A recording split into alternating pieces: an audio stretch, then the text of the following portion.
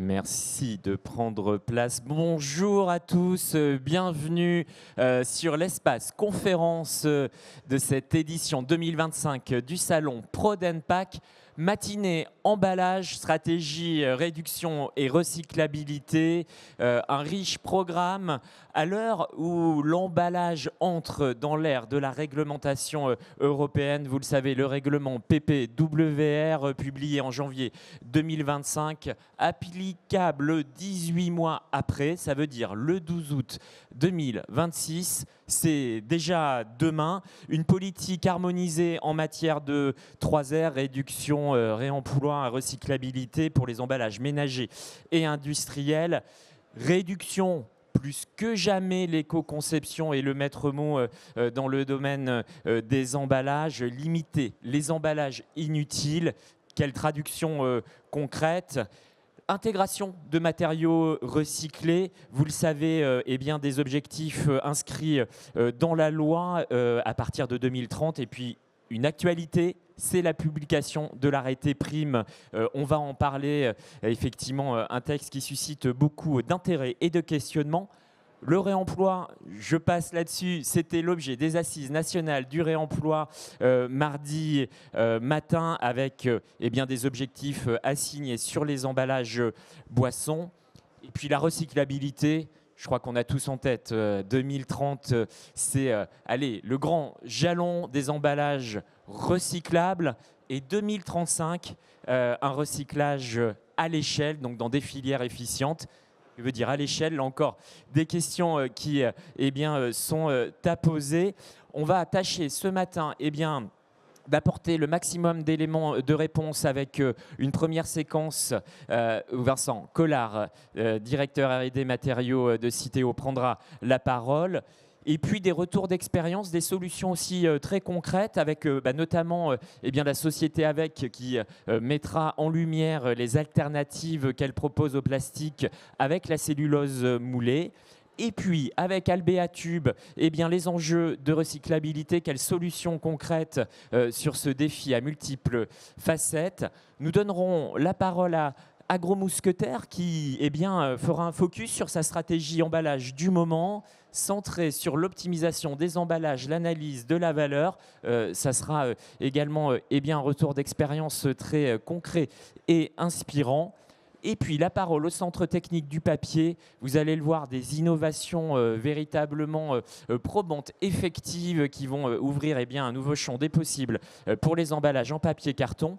Et puis nous terminerons cette matinée avec Fabrice Pelletier, qui est président de Go Réemploi, mais qui est aussi designer bien connu dans la profession. Et avec lui, on regardera, un peu dans le rétroviseur, quelles sont les tendances durables dans l'emballage, et on les illustrera notamment avec un panel de nouveautés mises en œuvre et exposées sur ce salon Prod'nPack. Donc vous voilà réunis pour cette matinée riche en perspectives et en sources d'inspiration. Et sans plus tarder, entrons dans le vif du sujet. J'ai le plaisir d'appeler Vincent Collard. Vous pouvez l'applaudir. Merci Vincent de me rejoindre. Est-il besoin de présenter Vincent Collard, engagé dans l'éco-conception et dans le développement de filières de recyclage depuis plus d'une quinzaine d'années. On va faire un point sur l'avancée des filières de recyclage, mais également sur les 3R, voire même les 4R, si on parle de l'enjeu des ressources plus largement. Pour vous donner la parole, Vincent, d'abord un petit rappel, c'est que Citeo, c'est une société privée détenue par producteurs et distributeurs pour ne pas rendre en charge, dans le cadre de la responsabilité élargie du producteur, la fin de vie des emballages qui sont mis sur le marché. Bonjour Pierre, bonjour à tous et à toutes. Et oui, Citeo, c'est une entreprise une SA, une entreprise privée qui a la charge qui est de gérer à votre place la fin de vie des emballages ménagers. Et puis, depuis un an, on gère aussi la fin de vie des emballages des hôtels, cafés, restaurants. Et puis, normalement, à partir de l'année prochaine, on va aussi gérer la fin de vie des emballages professionnels. On n'est pas tout seul sur le marché, on est plusieurs maintenant pour faire ça. Et on a aussi une activité sur les lingettes. C'est plus une activité plutôt pour pas, voilà, qui nous sort un petit peu de l'emballage. Mais c'est toujours cette même logique, c'est-à-dire qu'on est une entreprise à mission et on essaye de réduire l'impact environnemental des emballages ou des lingettes en passant par de la réduction, en passant par du réemploi, en passant par du recyclage. Voilà, et donc on essaye d'aider nos 80 000 clients à faire ça. Effectivement. Alors la REP, emballage ménager, parlons justement du périmètre de notre intervention ce matin, état des lieux. Oui, c'est toujours bien de se faire un peu l'état des lieux avant de démarrer, de rentrer dans les 3 R. C'est de se dire mais où on en est. Donc aujourd'hui, on a plus de 5 millions de tonnes d'emballages ménagers mises en marché. On va monter à 12 millions hein, quand on va intégrer aussi les emballages industriels et commerciaux. Mais voilà, on gère plus de 5 millions de tonnes que les Français et Françaises jettent chaque année. J'espère dans le bac de tri, et j'espère tout ce que vous mettez dans le bac de tri, dans la cuisine, mais aussi dans la salle de bain, parce qu'on oublie souvent de trier dans la salle de bain. Dans les allées du salon, elles sont très présentes. Voilà, on essaye de trier partout où on est. Parce que derrière, c'est important pour créer de la valeur, mais c'est pas que le recyclage, c'est aussi la réduction, et on va en parler, de la réduction de gagner 1 gramme par-ci par-là, mais aussi les réductions de rupture, vraiment aller gagner beaucoup de grammes d'un coup. Et puis le réemploi, hein, donc il y a eu une journée dédiée sur le salon au réemploi, il y a un village, c'est important, on est au retour du réemploi. Il ne faut pas dire que pour moi, c'est pas le retour à la consigne, parce qu'on ne va pas parler beaucoup réemploi aujourd'hui, ce matin. C'est pas le retour de la consigne telle qu'on connaissait avant. En fait, la consigne telle qu'on connaissait avant, elle s'est arrêtée parce qu'elle n'avait pas de sens économique, environnemental. On le faisait, mais c'était pas pensé, c'était pas. Là, on est en train de le refaire en pensant à tout ça, comment on fait que c'est viable, tout bêtement, et que ça a du sens. Et c'est ce qu'on est en train d'expérimenter sur Emploi. Mais voilà, on est encore en dessous d'1%. Donc petit à petit, hein, ça va prendre un peu de temps.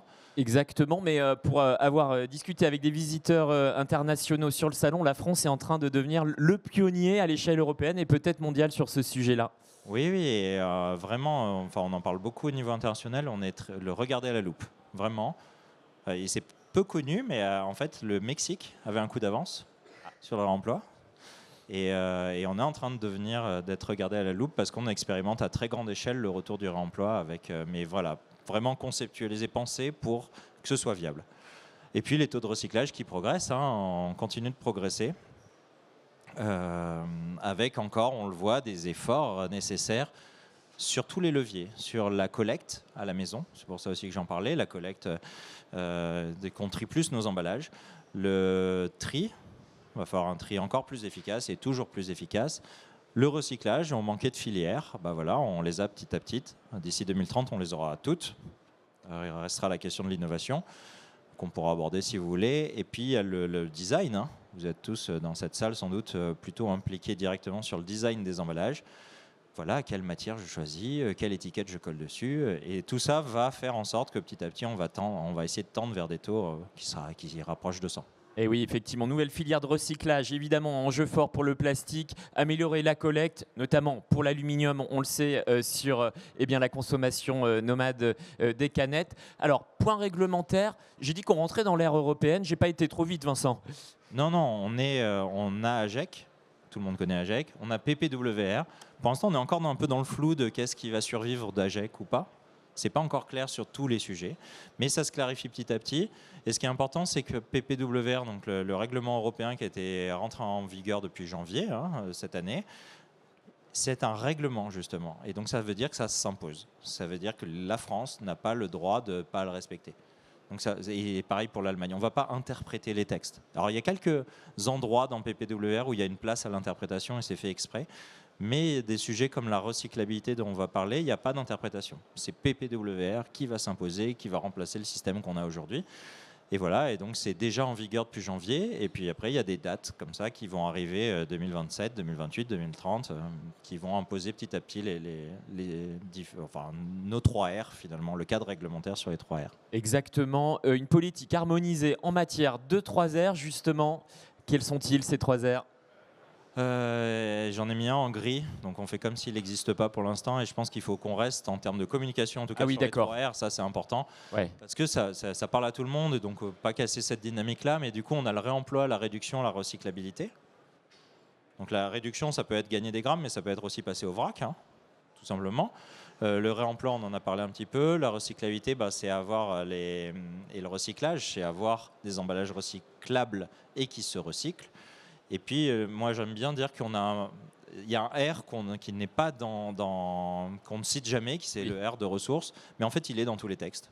Il faut mettre du recyclé, il faut sortir du plastique à usage unique. En fait, on en parle des matériaux, mais c'est pas marqué que c'est un R. Et je trouve intéressant aussi qu'on en parle 2 secondes. Exactement. Donc on reste sur les 3 R, on oublie l'extension au 4e R, mais là, les ressources, évidemment, sont un point central et bien focus sur ce chapitre-là. Oui, donc vite, ressources, juste pour expliquer, parce qu'en plus, c'est ce qui fait l'actualité là, avec une des primes qui sont arrivées sur l'intégration de plastique recyclé, donc beaucoup d'argent qui est mis en jeu, environ 100 millions d'euros. Donc on va, au niveau de la France, là, pour aider le plastique recyclé. Donc je trouvais intéressant de se parler ressources. Première question, est-ce que on sait qu'AGEC demandait la sortie du plastique. Vraiment, il y a ça. Il y a même en 2040, il ne faut plus qu'on en ait usage unique. On voit que dans PPWR, ce n'est pas le cas. Et ça, c'est important. C'est qu'il y a toujours cette philosophie dans PPWR que si je peux sortir du plastique vers quelque chose qui a moins d'impact, il faut le faire. Donc ça reste. Mais par contre, un emballage qui est carton plastique sera plus pénalisé par PPWR qu'un monoplastique. Alors que ce n'est pas du tout la philosophie qu'on avait dans AGEC. Et donc ça, c'est un changement qui est assez important. Et pourquoi ils font ça ? C'est tout simplement parce qu'en termes d'analyse de cycle de vie, en fait, le plastique n'est pas toujours perdant. C'est ça qu'il y a derrière. Donc ils disent que sur un complexe, dès lors que je vais venir complexer, généralement, en fait, la compète entre carton plastifié et plastique, ça marche pas bien. Sortie du plastique, par exemple, dans la boisson, si j'arrête de parler de carton, les gens qui repassent aux canettes, on le voit aussi, c'est pas forcément gagnant non plus en termes d'environnement. Donc en fait, c'est pour ça que PPWR va moins fort sur la sortie du plastique qu'on a. Et donc nous, ce qu'on se dit, c'est vraiment, chez Citeo, c'est vraiment qu'il faut regarder cette logique de baisser les impacts environnementaux. Parce que mine de rien, si on fait les 3 R, c'est pour ça. C'est pour baisser l'impact sur le carbone, c'est pour baisser l'impact sur l'eau, la pollution de l'eau. Et donc on réfléchit comme ça. À chaque fois, on va se poser la question de l'ACV. Quelle est la meilleure solution ? Donc là, c'est sur de la pose de beurre, pour utiliser le terme exact, du film autour des beurres. Des beurres. Pourquoi on fait ça ? Parce qu'aujourd'hui, quand vous regardez un rayon de beurre, en fait, il y a une seule référence qui est recyclable et qui survit à PPWR. En fait, ils ont 5 ans pour tout changer ce rayon sur la partie souple. Donc on a fait une ACV avec tous les acteurs du marché. Vous voyez les noms des gens qui travaillent avec nous là sur les nouveaux films. Il y a quasiment tout le monde parce qu'on part de l'ACV, ça nous donne des indications. On voit d'ailleurs que c'est à peu près égalité là pour le coup. Chouette, alors avantage au papier coating, mais l'alu est pas loin, LDPE chargé non plus. Finalement on n'est pas loin, oui. C'est chouette, ça nous dit on valide qu'on a du choix. C'est chouette d'avoir du choix. Moi j'adore avoir du choix et pas être coincé avec une seule solution.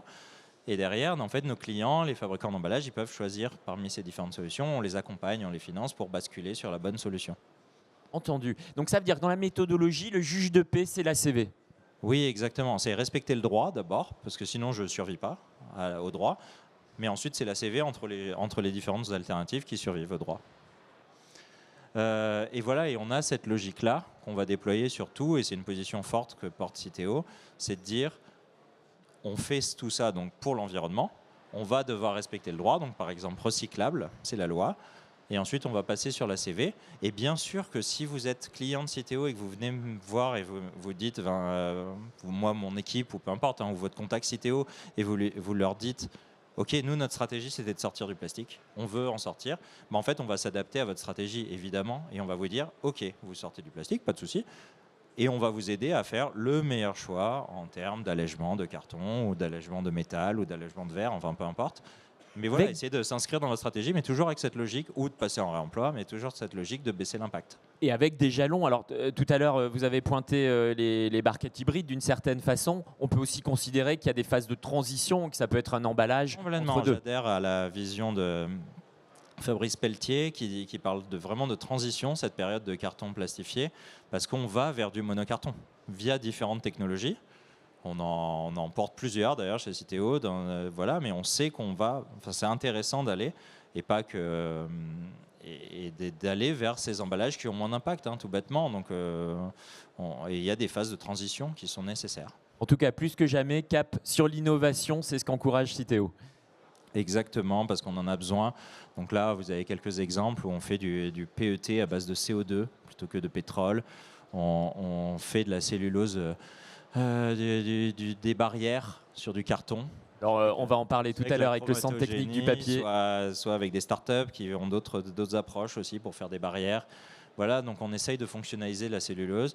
Et puis par exemple sur les calages, on sait pour sortir un peu de l'alimentaire, on sait qu'il y a beaucoup de Français et Françaises qui laissent le calage PSE là dans le carton. Après avoir déballé la télé, ils le remettent dedans. Et en fait, c'est du plastique qui est perdu pour tout le monde. Un peu dommage. Et donc, on se dit, sur un sujet comme ça, est-ce qu'on peut pas réinventer un carton encore plus allégé que le nid d'abeille via le biomimétisme? Ah oui. Parce que le nid d'abeille est super, mais il est un peu lourd et il n'encaisse pas tous les chocs qu'on aimerait. Et du coup, on essaye de s'inspirer d'une crevette, de la carapace d'une crevette pour aller faire le carton, le nouveau nid d'abeille en fait, qui sera encore plus allégé, mais toujours meilleure rétention au choc avec les clients. Par exemple, on travaille avec une startup qui intervient juste après pour faire de la cellulose moulée. Exactement, la société légère. avec qui prend la parole, solution très, très inspirante à suivre. Mais voilà, donc on essaye. Et puis sur le ressource, sur le recyclé, on voit qu'il y a que ce soit France ou Europe, il y a cette volonté de mettre plus de plastique recyclé dans les emballages pour tirer la filière, c'est tirer l'offre, hein, l'offre et la demande. Donc là, on voit que ça arrive. J'ai juste mis, qu'est-ce que ça veut dire j'ai juste mis comment ça se calcule un tarif chez Citeo, mais en vrai c'est un tarif chez un éco-organisme. C'est juste pour expliquer, en fait on a depuis 2 ans, mais ça va s'accélérer l'année prochaine, des primes dans notre tarif. Donc vous calculez votre tarif et à la fin vous avez une réduction de tarif liée à l'intégration de plastique recyclé. Au passage, on a aussi une prime pour l'intégration de carton recyclé depuis très longtemps. Et voilà, là on a une prime sur le plastique recyclé et on a beaucoup de questions parce qu'on a un arrêté qui a été publié en septembre qui s'applique pour janvier, où on a des réductions de tarifs qui sont substantielles, 450 € tonne, 550 € tonne, donc ça dépend si on est en boucle ouverte ou boucle fermée. Donc, pour le jargon, boucle ouverte, c'est un film de palette qui redevient un pack d'eau. Une boucle fermée, c'est le pack d'eau qui redevient un pack d'eau. D'accord. Et voilà, et donc on a des sommes qui sont conséquentes, qui baissent le tarif, ce qui nous oblige, nous aussi, chez Citeo, d'augmenter le tarif de base pour pouvoir payer ces primes, parce que l'argent ne sort pas de nulle part. Mais c'est très important comme montant. Il y a beaucoup de questions. Oui. En plus, dans l'arrêté, la France a choisi de demander, par exemple, qu'il fallait être à 1500 km de Montluçon pour pouvoir en bénéficier. Donc, alors, on découvre la ville de Montluçon. À vos GPS. Un coup de GPS, on calcule avec la règle si on est bien à 1500 km ou pas. Mais voilà, et donc on essaye de faire quelque chose qui a du sens, surtout qu'aide nos recycleurs, parce qu'ils ferment. Il y a eu pas mal de fermetures en Europe sur les recycleurs, là ça va pas très bien.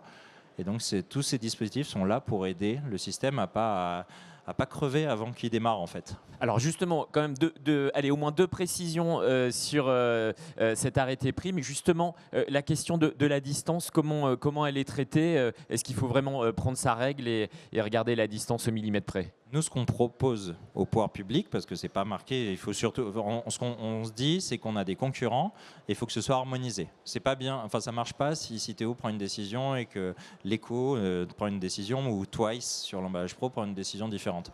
Donc il faut se parler, il faut qu'on ait une approche commune. Nous, idéalement, on aimerait bien Europe plutôt que 1500 km autour de Montluçon. Ou en tout cas quelque chose qui se rapproche. Par exemple, si 1500 km, ça me permet d'atteindre un quart de la Pologne, bah peut-être accepter toute la Pologne. Ouais, voilà. Des choses comme ça. Réfléchir par pays voisin. Plus simple qu'à vous faire calculer avec votre règle si vous êtes à 1500 km ou pas. Parce qu'on a vraiment des cas de gens qui m'appellent ou qui appellent mon équipe et qui disent « Ah, je suis à 37 km près ». Ah, mince. 1500, mince. Bon, le bon sens va prévaloir, on peut l'imaginer sur ce point. Alors aussi, beaucoup de questionnements sur les enjeux de traçabilité. Hier, une table ronde, notamment le syndicat Ellipso, expliquait la situation au niveau du marché européen inondé de matières venant notamment d'Asie. Comment s'assurer de la traçabilité justement du plastique? Chez Citeo, c'est un enjeu à 100 millions d'euros, ces primes. Donc vous vous rendez compte, enfin, ça peut vraiment déstabiliser beaucoup de choses si on le fait mal. Et du coup, on a mis en place de la traçabilité depuis le début qu'on a ces primes, donc depuis 2 ans. Et ça, c'est important parce que tout le monde ne l'a pas en tête. Donc il y a 3 référentiels aujourd'hui qui ont pignon sur rue aujourd'hui en Europe. Je vais les citer. ISCC, qui est plutôt sur la partie recyclage chimique. Polycert Europe. Alors en France, c'est la branche française est portée par IPC-LNE, mais c'est Polycert Europe. Et le dernier, c'est Recyclas. On a ces 3 certificats qui nous permettent, nous, de nous assurer que c'est bien du recyclé. Et que c'est bien et que ça respecte tous les critères de l'arrêté, ou presque. Parce que bien sûr, comme ça a été publié en septembre, ils n'ont pas pu s'adapter encore à toutes les nouveautés. Mais en tout cas, ça respecte le gros de cet arrêté. Donc nous, on va vraiment s'appuyer là-dessus et pas sur le reste. Donc si vous venez, si vous êtes client de Citeo, vous venez nous voir en disant « je mets du recyclé, mais j'ai aucune traçabilité, mais je peux vous prouver que c'était le recycleur », on ne pourra pas prendre. Il va falloir vraiment vous certifier. Vous avez encore le temps. Si vous demandez maintenant, vous les aurez en juin. Ça comptera pour toute l'année, sera rétroactif à janvier si vous le faites avant juin. Et donc là, si vous le faites après, ça comptera que pour les tonnes après juin. C'est clair. Et donc là, il va falloir, faut se certifier pour que nous, on puisse gérer la traçabilité parce que c'est trop d'argent derrière qui est en jeu si on ne le fait pas.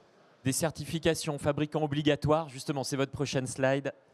Exactement, c'est juste pour bien le montrer et la logique, c'est-à-dire que je ne sais pas si vous connaissez ce sujet technique, mais en fait c'est quasiment impossible de détecter qu'il y a de la matière recyclée ou pas dans un emballage et dans un labo.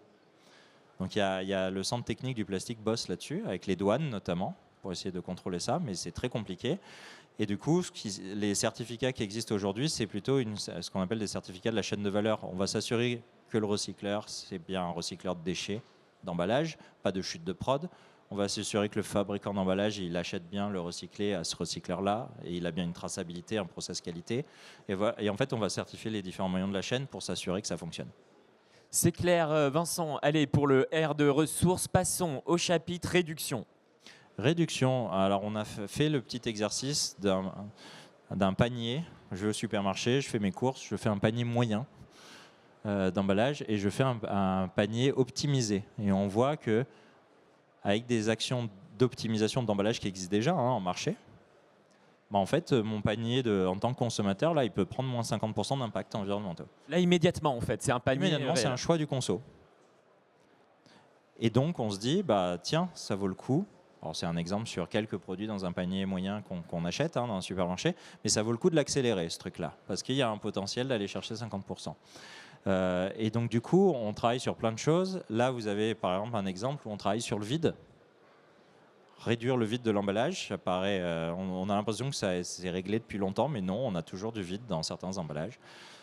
C'est aussi une difficulté d'expliquer aux consommateurs pourquoi il y a du vide, parfois, parce que le vide d'un sachet de cornflakes, en fait, il s'explique. Voilà, c'est parce qu'on remplit à chaud, il y a du gaz, et tant que je referme, ça va se dilater et ça va reprendre du vide. Donc ça existe, il faut l'expliquer. Et puis il y a des cas comme la VAD, donc la vente par correspondance. Par exemple, on l'a tous vécu de recevoir un carton un peu vide. Donc comment on améliore à ce niveau-là? Mais c'est aussi la réduction, ça peut être des mesures qui sont beaucoup plus fortes, comme la fin de l'emballage de regroupement, là, le petit film PP autour de deux flacons de shampoing. On est tout à fait capable en tant que consommateur d'acheter 2 flacons un par un. Enlever des fonctionnalités, passer sur des plus grands formats. On le voit sur l'eau, ça marche vachement en ce moment. Il y a des bascules, des bouteilles de 2 litres vers des bouteilles de 3-5 litres. Voilà, on vient réduire encore de l'emballage. Et puis des produits solides, dans le savon plutôt. Hop, avec quelques exemples. La fameuse puisette à cornichons, si vous voulez. C'est fini, c'est-à-dire que plus d'espoir. C'est fini et ça, vous trouvez des mèmes sur Internet parce qu'il y a des gens qui sont très fâchés qu'on ait supprimé la puisette à cornichons. Ils mettent leurs doigts dans le vinaigre, alors que je pense que vous avez tous des fourchettes à la maison et qu'on sait piocher un cornichon dans un bocal. Mais en tout cas, la puisette à cornichons n'existe plus parce que c'était du plastique qui n'était pas forcément utile, donc on le supprime. Peut-être rappeler que PPWR, eh bien, quelque part, l'esprit, c'est de faire la chasse aux emballages inutiles. On est dans un moment de l'histoire de l'emballage où il faut se concentrer sur les fonctions essentielles. Exactement, on se concentre sur les fonctions. On est là pour transporter, protéger des produits. Et puis, quand c'est superflu, une fonction, finalement, c'était très utile peut-être en tant que consommateur. J'aimais bien ma puisette, ça m'évitait de sortir la fourchette. Mais en fait, c'est dommage, quoi. C'est du plastique, quelques grammes de plastique qui n'étaient pas si utiles que ça. Et donc, en fait, la pollution n'en vaut pas la chandelle.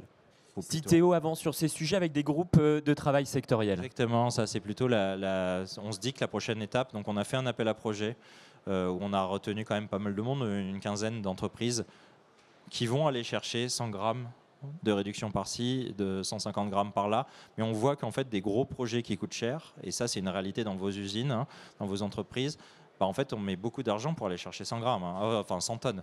Donc c'est beaucoup 100 tonnes, et en même temps c'est pas comme ça qu'on va réduire nos 5,5 millions de tonnes d'emballage 100 par 100. Donc en fait on se dit il va falloir passer au sectoriel, avec toutes les limites que ça a, hein, parce que on ne doit pas tomber non plus dans l'entente, parce que c'est anticoncurrentiel, mais plutôt de se dire, tiens, est-ce que c'est du bon sens d'enlever le fameux étui carton autour des tubes, par exemple, ou d'enlever le couvercle, tiens, ça c'est un exemple qui est déjà en marché, le couvercle au-dessus des petites carottes râpées ou des petits taboulés, parce qu'en fait, on le consomme en une fois, donc on peut très bien enlever l'opercule, et l'opercule fait le job. C'est pas si facile, hein, les premières barquettes sans couvercle là, de carottes râpées, elles se perçaient dans les palettes parce que le film n'était pas assez résistant, ou il se réouvrait avec la force. Donc en fait, c'est du boulot de se passer de l'opercule, mais ça marche. Quand on le fait, ça marche, et on essaye de l'accélérer avec des groupes, et donc il y en a 2 qui sont lancés. Et si vous êtes dans un secteur et que vous pensez que vous êtes volontaire dans votre secteur pour avancer avec nous, on peut très bien discuter, est-ce qu'on a fait les bons choix de groupe ou pas. C'est clair pour cet enjeu réduction, l'enjeu de la recyclabilité évidemment très important. Il va falloir être design compatible, des filières qui soient évidemment efficientes. Alors justement, quelles sont les avancées en la matière?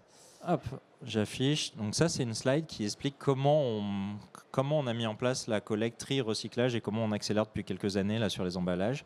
C'est-à-dire qu'on a le bac de verre, vous le connaissez, où on met ces emballages en verre pour le recyclage, et on a le bac jaune où on a tout le reste.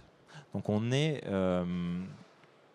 a mis en place l'extension des consignes de tri et la simplification des consignes de tri depuis 2012. Donc là, ça permet de mettre tous les emballages au même endroit, ça simplifie quand même la vie de tout le monde. On entend souvent que c'est l'extension des consignes de tri au plastique, mais en fait ça a bénéficié à plein de matériaux. Parce que le fait de simplifier le geste de tri, ça a permis de collecter plus de carton, plus de métal. Les gens trient mieux. Ensuite, on a réduit le nombre de centres de tri, hein, mine de rien. On était à plus de 200 en 2012. Là, on est autour de 120. Hey. Plus grand, plus modernisé, plus efficace. Et on a créé des capacités de surtri pour le plastique qui sont capables d'aller séparer par couleur, par résine, pour essayer de répondre aux besoins des recycleurs et créer des filières. Et enfin, on a depuis 2022 la propriété des déchets de plastique difficiles à recycler chez Citeo.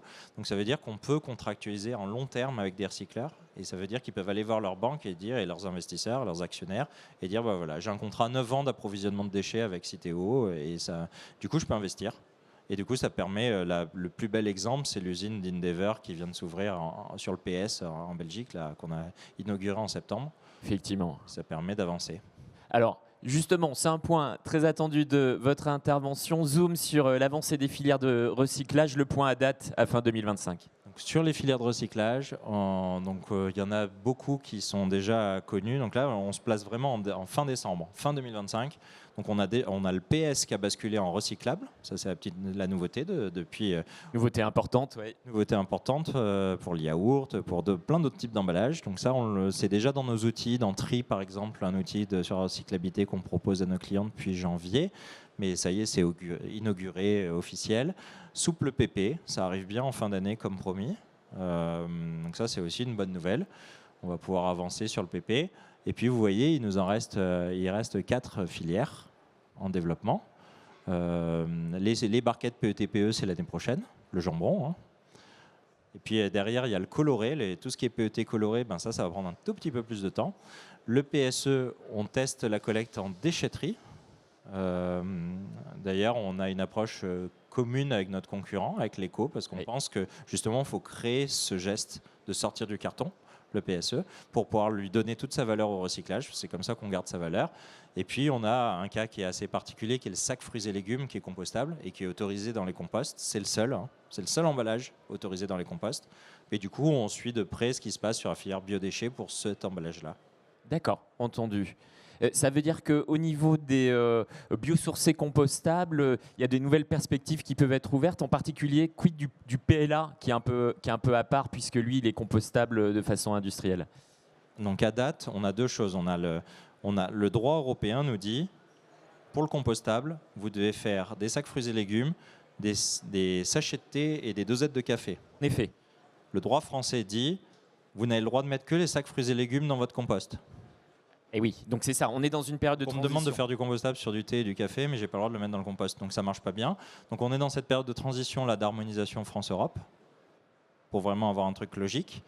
Mais on voit bien que déjà ça se limite à 3 types de produits et 3 types d'emballages. Pas à tout, pas à des barquettes, pas à des films. Donc on est vraiment dans ce monde-là. Et en fait, la vraie question qu'on a sur le PLA et qu'on discute beaucoup en ce moment avec la Commission européenne, avec il n'y a pas longtemps, on en a parlé avec Bercy, avec le ministère de l'économie, c'est qu'est-ce que ça veut dire en 2025 de créer une filière de recyclage pour le PLA ou pour le PEF ou pour n'importe qui d'autre, hein. Mais qu'est-ce que ça veut dire? Et en fait, ça veut dire, alors mettre dans le bac jaune. Il est déjà dans le bac jaune, c'est pas un enjeu si on veut le recycler. Le trier, alors là, tout de suite, il faut adapter 120 centres de tri. Ah oui. Ah bah là, ça coûte un peu d'argent, d'investissement et d'opérationnel. Après, il faut s'assurer qu'il faut un recycleur. Tiens, il faut investir un chèque de 60 millions d'euros au minima pour avoir un recycleur. Puis derrière, il faut gérer des transports, des camions. Et voilà. Et en fait, on rentre dans ce sujet-là. Et on imagine bien qu'une petite entreprise, même un Futero qui est quand même une grosse entreprise, mais qui est quand même, qui a mine de rien, bah, c'est un peu dur pour elle de supporter tous ces coûts-là. Bien sûr. Pour émerger. Et donc, comment on fait en fait? Comment on innove en termes de matériaux? Et aujourd'hui, c'est pas encore très clair. Et on essaye en tout cas, Citeo, de jouer notre rôle là pour poser le débat, pour dire exactement. Si le PLA a vraiment un impact environnemental moindre que le reste, bah, il faut qu'il existe et on réfléchit collectivement comment on le fait exister. Voilà, donc quelque part l'arbitrage n'est pas fait, c'est en cours de construction et on y verra plus clair dans quelques temps. C'est une histoire de financement vraiment. Et oui. Donc là, vous avez tout ce qui est recyclable. Juste un petit mot, vous avez quand même des emballages parce qu'on pourrait se dire, pendant très longtemps, quand je présentais une slide comme ça, je disais, déjà, si vous n'êtes pas dans une de ces cases, ça sent mauvais. Oui, c'est vrai. C'est important de dire qu'il y a des emballages qui sont exonérés de recyclabilité au niveau européen. Et qui passeront 2030 du coup, même s'ils ne sont pas complètement recyclables. Je pense par exemple aux emballages en bois léger, parce qu'ils ont un impact environnemental qui est faible en fait, donc ça ne vaut pas le coup. Et la valorisation énergétique n'est pas forcément la moins bonne fin de vie par rapport au recyclage, donc forcément ils ne sont pas interdits. Donc voilà, donc dans cette cas c'est vraiment les filières de recyclage, mais il y a quelques autres matériaux qui sont exonérés de recyclabilité et c'est important de le dire. Ouais, exactement, c'était des matériaux avec des volumes moins importants, mais on se rappelle de l'amendement dit Camembert, effectivement, c'est vrai aussi pour d'autres matériaux comme la céramique par exemple. Allez, focus sur trois filières, PO PS et PSE, barquette PET et film PE. C'est surtout, on revoit ce calendrier, mais c'est vraiment pour vous dire, voilà, ça arrive. Il y a un enjeu quand même sur ces barquettes PET colorées. Je pense que c'est ça qu'il faut retenir de cette slide. Enfin, s'il y a deux choses à retenir, c'est le film PP. On est dans les temps, là, les usines démarrent. Donc, on va faudra attendre l'annonce officielle Citeo et la mise à jour de tri, mais on y est. Hein. Enfin, les usines de Total là, démarrent. Sur le film PP, Macaon, qui est un deuxième gros recycleur de films en France, il recycle déjà en Espagne, malheureusement pas encore en France, mais il va rapatrier en Espagne, c'était prévu que ça démarre là-bas. Et puis Endeavour, vous avez vu, on en a parlé, ils ont inauguré en septembre, même s'ils se concentrent sur PS pour l'instant, mais l'usine est là, ils peuvent passer du film. Donc, ok, fin d'année, ça va être le gros temps fort là, de communication, ça va être plutôt sur le film PP. L'année prochaine, tout l'enjeu, c'est barquette PET-PE. Oui, alors peut-être un focus sur ce qui s'est passé justement sur cette filière. Alors vous avez tous, si vous suivez la presse, si vous êtes concernés par le PET, vous avez tous vu qu'il y a eu des reports des usines de recyclage chimique. Eastman, Carbios, Axens ont tous fait des annonces qui reportaient leurs projets plutôt à 2028, 2029, 2030. Donc en fait, nous, on a besoin de les recycler maintenant. Les barquettes, elles arrivent maintenant en sortie de centre de tri. Donc on est obligé de revoir quelle est notre stratégie finalement sur le recyclage de ces barquettes. Et donc là, il y a un appel d'offres qui est en cours. On va voir si les gens ont répondu vraiment selon la stratégie qu'on a imaginée avec nos clients sur ces barquettes. Mais la stratégie, nous, qu'on a posée, c'est de dire il faut un principe de réalité, de réalisme, de pragmatisme sur ces barquettes et il faut démarrer par du mécanique. En tout cas, voilà. Même peut-être le garder, ce mécanique, après, si ça marche bien. Et donc, on va, l'année prochaine, donc il y a un appel d'offres, peut-être que les recycleurs mécaniques n'auront pas répondu à notre offre, à notre appel d'offres. Mais pour schématiser, recyclage mécanique sans doute plus facile à mettre en œuvre, mais qui va limiter les possibilités de design potentiellement. Alors, sur ces barquettes-là de jambon, oui, ça va limiter par exemple ce que vous pouvez faire en termes d'operculage. Voilà, donc on va devoir être un peu plus strict sur l'operculage, mais ça ne vous force pas à passer en mono-PET. C'est quand même aussi une très bonne nouvelle, parce que pendant très longtemps, on vous a dit sortez du multicouche et essayez de faire du mono. Bon, non, on va recycler du multicouche. On va d'ailleurs recycler le PET et le PE en mécanique. Les deux vont pouvoir être recyclés, donc c'est intéressant aussi. Mais ça a forcément le mécanique limite des choix par rapport, par exemple, sur les buvards, par rapport à du chimique. Bien sûr. Alors, une activation rapide est nécessaire.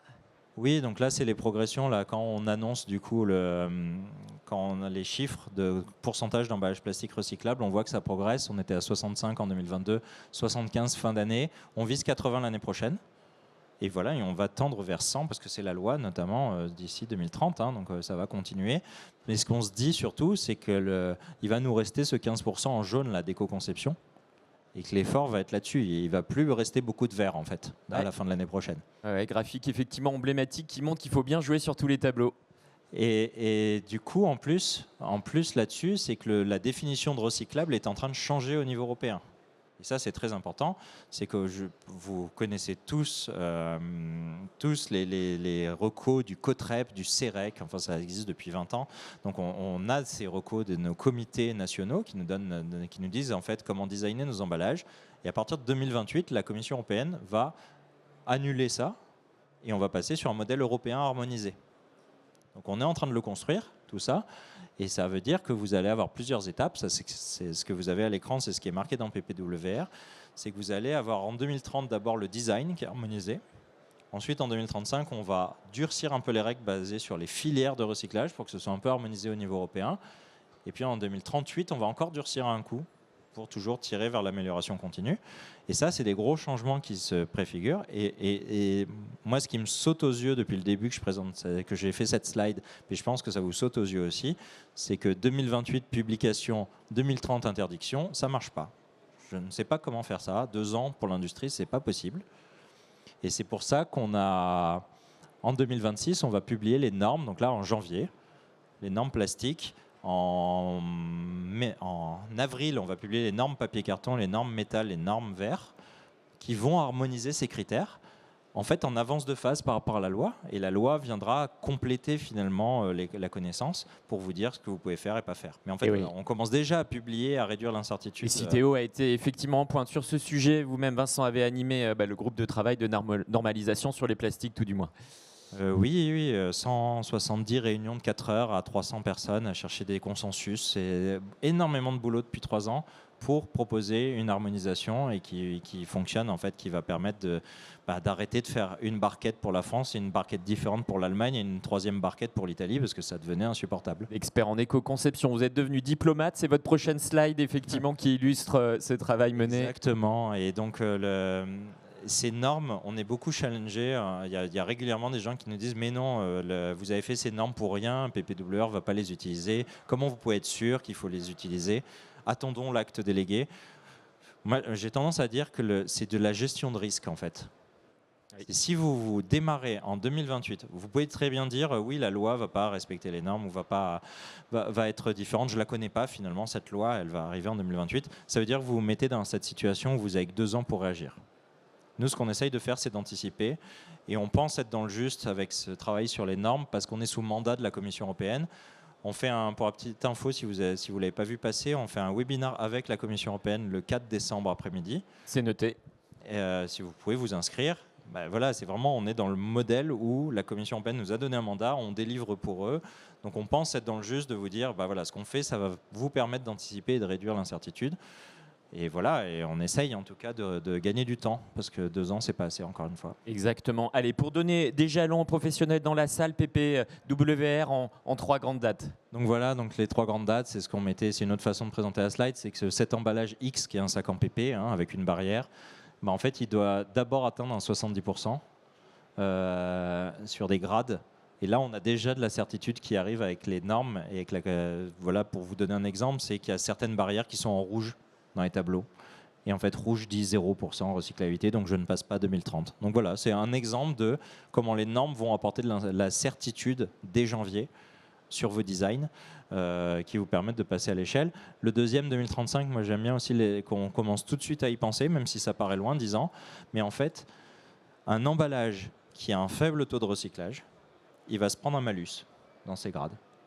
Donc en fait, dès maintenant, il faut se dire, si je suis sur un matériau qui a un faible taux de recyclage, il faut que j'aille chercher un grade A ou B. Et en plus, ça me fait gagner du temps parce qu'en 2038, de toute façon, il n'y aura plus que A et B.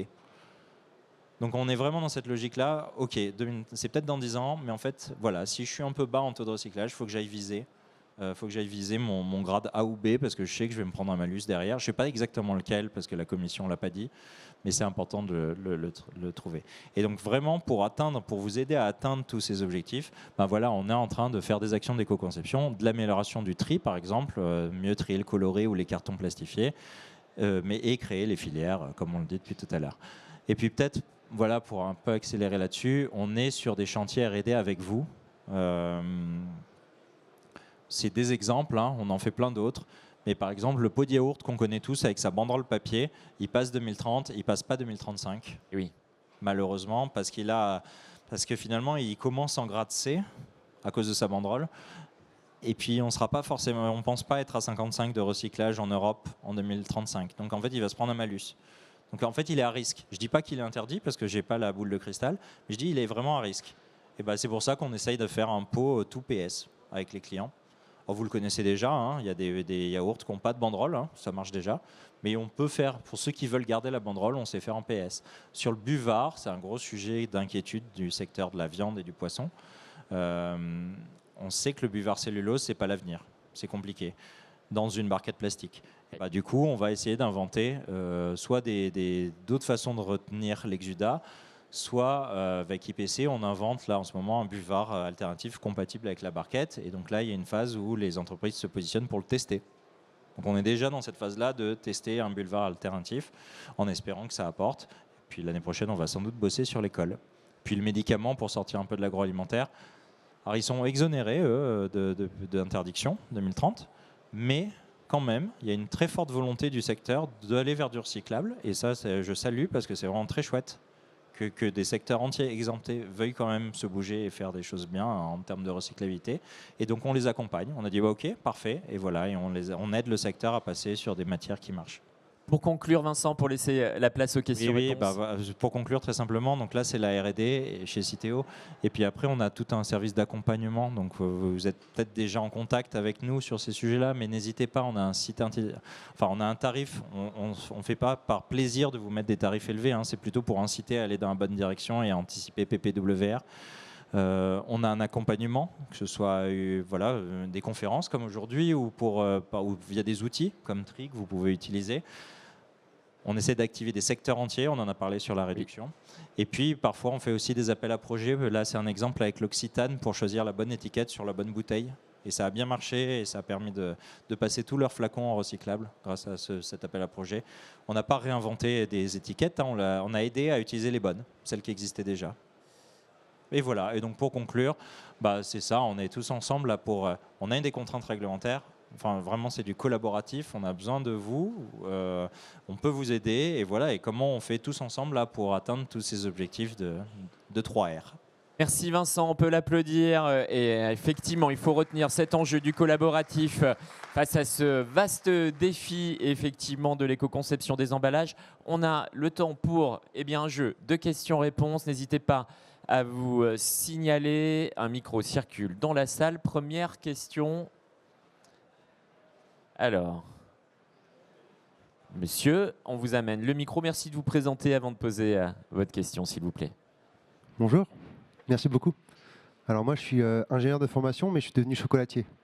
Et du coup, j'ai vu dans la première slide ou la deuxième, on n'a pas trop parlé de métal. Moi, tous mes emballages sont métalliques, fer blanc ou aluminium. Parce que le chocolat n'aime pas la lumière, donc le plastique j'ai tout de suite évacué, le carton c'est pas bon pour l'humidité, donc j'ai tout de suite évacué. Ma première question c'est est-ce que ces normes sont valables pour tout type d'entreprise ou est-ce qu'il y a un volume annuel ou pas? Et ce qui est compliqué pour un chocolatier ou pour un designer comme moi qui crée ma marque, c'est que à moins de commander des gros volumes, en fait, on passe par des tailles standards, des emballages qui viennent de Chine ou autres. Et en fait, il faut travailler avec beaucoup de calage. Et en fait, c'est compliqué de trouver des des matériaux. Et qu'est-ce que vous en pensez, vous? Est-ce que les 40% qui étaient affichés, c'est la recyclabilité du métal? Qu'est-ce que vous conseillez vraiment pour vraiment être dans les clous et comment faire pour être dans les normes aussi par rapport aux étiquettes, tout ça c'est quoi votre vision? Pour cette question, alors sur le chocolat et le métal, les emballages métal. Sur le fer blanc ou sur l'acier, c'est recyclable. On en recycle beaucoup déjà, hein, tout le temps. Et c'est chouette avec l'acier, c'est que ça brûle pas.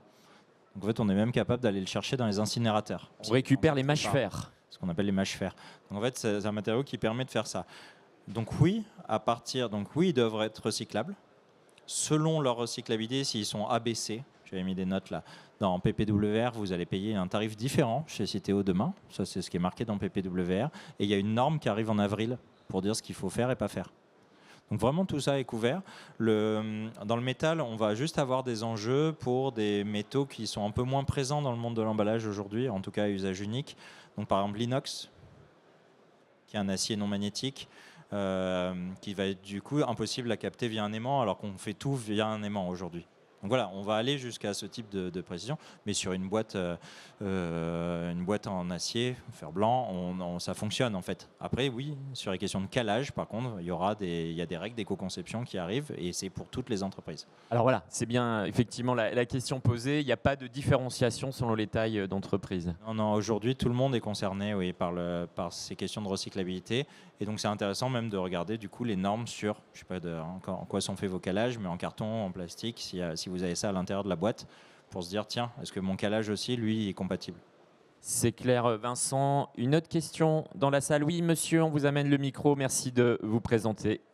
Oui, bonjour, merci de me donner la parole. Erwan Cadoret, je travaille pour un fabricant d'emballage. On a parlé beaucoup de recyclage de la fameuse barquette jambon, PET-PE ou PET-mono, pour ceux qui sont allés en PET-mono. On a peu parlé des opercules, et là j'avais deux questions ou deux sujets. Quid de la densité de l'opercule, séparation ou pas versus PET-mono ou PET-PE, et l'imprémiabilité, est-ce qu'il y a des impacts prévus ou à prévoir sur les filières de recyclage de l'opercule? Oui, c'est un enjeu. Ce qui est dit dans la norme aujourd'hui, c'est que c'est un principe de réalité. C'est que l'opercule sur le jambon avec inversion de densité n'existe pas. Et pourtant, on en recycle. Comme on peut. Ça pollue, hein, cet opercule, il pollue, c'est pas génial. Donc, il ne va pas avoir un joli vert foncé là dans les tableaux. Il va plutôt être orange. Donc, il aura un impact sur le grade. Mais il y a un principe de réalité qu'on ne dit pas que la barquette jambon n'est pas recyclable dans les textes européens, dans PPWR. Donc, ça va passer. Ça n'empêche pas de continuer à réfléchir. Par exemple, pour parler vraiment de ce secteur-là, on a un enjeu, c'est qu'on arrive à faire des films qui se rapprochent de l'inversion de densité. Mais dès lors qu'on va mettre une couche de blanc, le blanc c'est du minéral, hein, une couche de blanc, parce qu'on en met une couche d'encre avec encore des pigments minéraux, bah en fait, ça y est, j'ai changé la densité à cause de l'impression. Donc si on arrive à imprimer moins pour garder l'inversion de densité, je pense que ça va être vraiment intéressant pour tout le monde. En attendant, en tout cas, il y a un principe il y a du pragmatisme, ça n'a pas été classé rouge au niveau des normes. C'est clair pour cette réponse. Une autre question dans la salle adressée à Vincent Collard. D'autres questions pour le moment? Si, madame. Allez, ça sera la dernière question. Merci de vous présenter. Oui, bonjour, Marie Fellac pour Ubipac. Ma question, elle concerne les matériaux recyclés, enfin l'intégration des matériaux recyclés. Qu'en est-il du contact alimentaire? Est-ce que ça fait partie d'une réglementation spécifique? Donc oui, on a une réglementation spécifique sur les plastiques. Il n'y a pas d'équivalent aujourd'hui sur les autres matériaux. Ça peut d'ailleurs être une question hein, qu'on peut réfléchir. Mais aujourd'hui, c'est vraiment, il y a une réglementation sur les plastiques. Et aujourd'hui, en recyclage mécanique des plastiques, il n'y a que le PET qui passe. En recyclage chimique, par contre, on a PET, PE, PP, PS. Les 4 existent. Donc en fait, voilà, il y a des opportunités. Enfin, ça existe en tout cas, si je reste plastique là-dessus, sur des choses qui existent déjà, si vous devez pour mettre du recyclé. Et bien sûr, il y a de la R&D pour essayer d'avoir du PE contact alimentaire, du PP contact alimentaire, du PS contact alimentaire par voie mécanique. Il y a de la R&D, hein, on accompagne des différents projets, des projets avec Environnement Massif Central dans le centre de la France, là par exemple, pour faire du contact alimentaire sur des bouteilles de lait qui est recyclé en PE alimentaire. On a des projets avec Eslava en Espagne pour faire du PS alimentaire en mécanique. Donc, Et après, ça demande des dossiers à l'Europe, à l'EFSA, qui mettent jusqu'à 7 ans pour nous dire si c'est bon ou pas. Donc il faut attendre un petit peu, mais en tout cas on essaye. Et puis sur les autres matériaux, le métal, le verre, il n'y a pas trop d'enjeux. Le carton, c'est beaucoup des pollutions qui viennent d'autres flux. Donc par exemple les encres des magazines qui viennent nous mettre des huiles minérales dans le carton recyclé et qui fait que vous êtes obligé de rajouter une barrière fonctionnelle. On retombe sur la fonctionnalisation, vous pourrez en parler avec le CTP si vous restez ce matin. C'est des choses auxquelles on travaille parce qu'il faut rajouter une fonctionnalisation pour faire cette barrière aux huiles minérales du coup, qui sont dues au magazine, donc on ne peut pas faire grand chose en termes de design. C'est clair, Vincent, merci à vous, on peut l'applaudir.